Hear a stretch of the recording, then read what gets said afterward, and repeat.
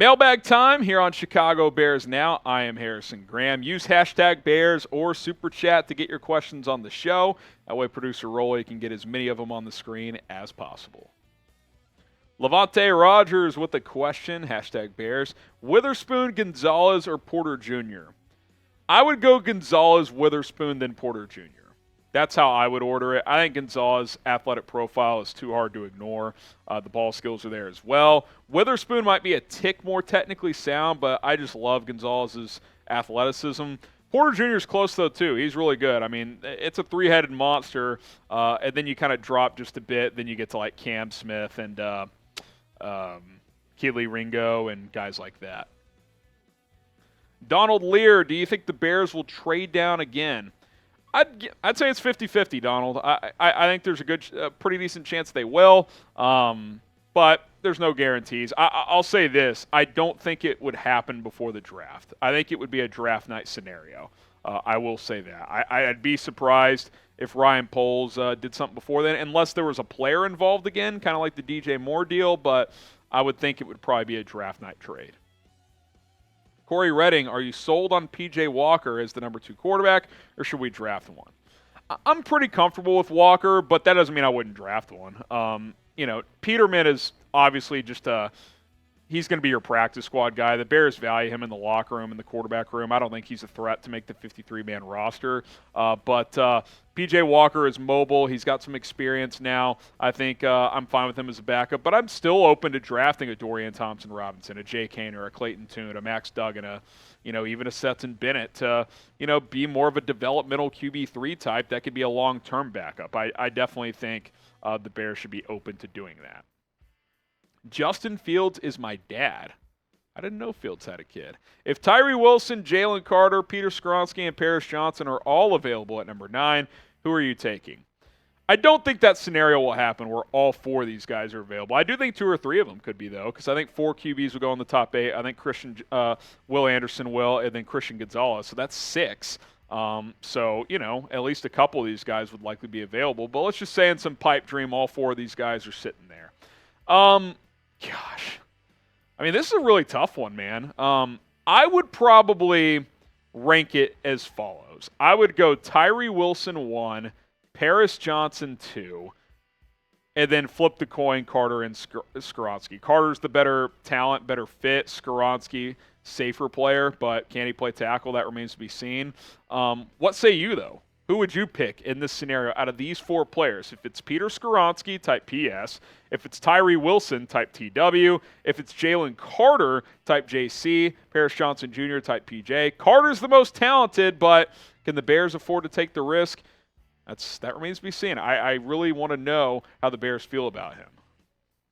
Michael Guzman, everyone seems to believe we're going left tackle at pick 9. Do you think Poles will reach or trust his offensive line background and nab one with pick 64? Or what round are you thinking? I'll say this to kind of just generalize it. I don't think it's a given the Bears will go tackle at number 9. I think it's a strong possibility. But if not, I think 53, 61, or 64, they'll go offensive line. Jalen Duncan is a guy. Matthew Bergeron. There's players in that range that the Bears could get, but don't be shocked if they take one at 9 either. They're certainly going to get another tackle to pair with Braxton Jones. J-Rock, Julius Brent, CB second round. Yeah, 53, 61. If he's there at 64 to start round 3, like it. 6'2", 6'3", over 200 pounds. Good tape, good ball skills, good athleticism. I think he'd be a great outside corner opposite of Jalen Johnson in this Bears defense. Matthew Creel, our Paris Johnson Jr., Carter, and Jackson Smith and Jigman, not the easy pick here for the Bears in that order. Again, the order stuff is tough. I mean, it's so nip and tuck. I don't know. Carter's such a wild card. Like, how are teams going to view him? Do the Bears, do they consider drafting him? I don't know. Is Jackson Smith and Jigba a player they reportedly really like under heavy consideration? Maybe. It's going to be so fascinating to see what the Bears do because I think they could go in about 6 different directions. If you want the Bears to make the playoffs in 2023, subscribe. Don't jinx it. If they don't make it, you're going to look back at this moment of, well, if I just hit that sub button that day, then maybe it would have been enough. I don't like throwing bad mojo into the air. Let's see if the Bears can make the playoffs. Hit that sub button. Daily videos coming your way. Nicholas Ritchie, have you checked out Isaiah Land from Florida A&M? Dude had 19 sacks in 2021. I have not. I'll kind of take a mental note here, Nick, and go check him out. I always love these deep sleepers from smaller schools, getting to learn more about them. I have not watched this kid though, so I will see what I can find about him. Raging Oracle, why are you guys not talking about Siaki Ika? Team needs a second nose tackle after they get that 3-tech. I'm open to Ika. I think 3-tech and edge and O-line is just bigger needs right now. And Ika's probably going to go in the second round, so I would prefer to not go 1-tech in round 2. Doesn't mean they won't. They could go Jervon Dexter there as well, but, I just think I'm looking elsewhere. That's all. Christian, a beast. What about Tank Bigsby? He's another one of those backs in the middle rounds that's pretty damn good out of Auburn. Physical runner, breaks tackles, can run away from guys. He's not a burner, but he's got good enough speed. I like Bigsby. I think third, fourth round, that's probably the proper range for him. Arthur Smith, who is your favorite Bears player of all time, and when do you think the Bears will win a Super Bowl FGB Bear Down? I'm not going to sit here and say Walter Payton when I wasn't alive to watch him play.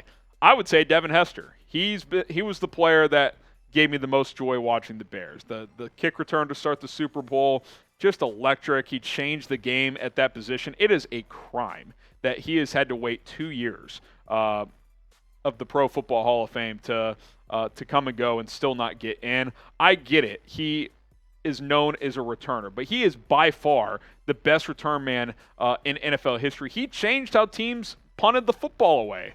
Like he's that much of a game changer. So I would say Devin Hester would be my top guy, and hopefully Justin Fields tops that, because that probably means he becomes a pretty special player. You know the motto, type FGB in the chat. Let's get it rocking. If you don't know what it stands for, it's F Green Bay. F Green Bay. Let's go. FGB. Get it popping. Saul Asai, did we make the better moves in the NFC North so far? I mean, it's hard to say. I like what the Bears did in free agency. I'd like for them to add a little bit more, but I think they made some sound decisions to help improve this roster, and now the focus shifts toward the draft.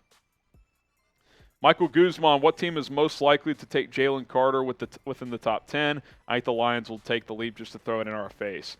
Well, if the Lions take Jalen Carter just to piss off the Bears, then that's bad processing by Detroit.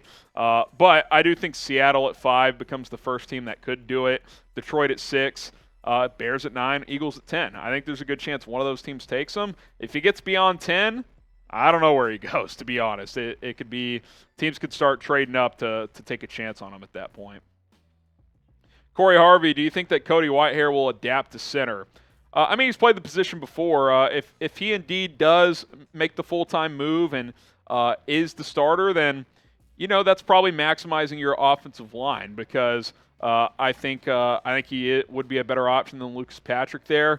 I don't think Whitehair has played that well the last couple of years at guard, but I think you slide him inside to center. That helps maximize getting your best 5 on the field. From Peloton, is the pressure on Fields or Poles more this season? I like Fields. Poles, there's no scenario where Poles' job is on the line in 2023. Fields could be, though. If Fields really struggles in 2023, he probably won't be the guy in 24. Now, if he's good but not great, the Bears can give him another year and continue to develop and build around him. But let's say he takes a step back. If he takes a step back, he's not going to be the starter in 24.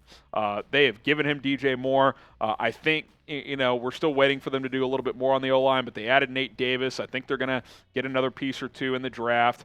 If he doesn't take a step forward, then the Bears will seriously reevaluate quarterback, and guess who will be doing that? Ryan Poles. Ryan Poles, the pressure's not heavily on him this season. That would probably ramp up the year after. Corey Redding, do we trade our 2 second-round picks for a late first? Look, you never know, right?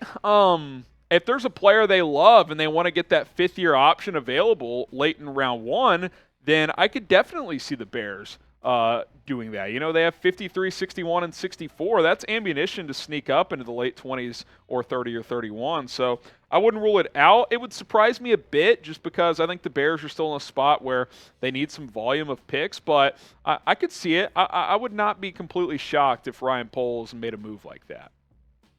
Appreciate all your questions today here on Chicago Bears Now. If we didn't get to your question, at HGramNFL on Instagram, at HGramNFL on Twitter. Hit me up over there, and we can answer more questions right there. It's at HGramNFL to answer more questions, or if you just want to talk about the Bears or anything else in general.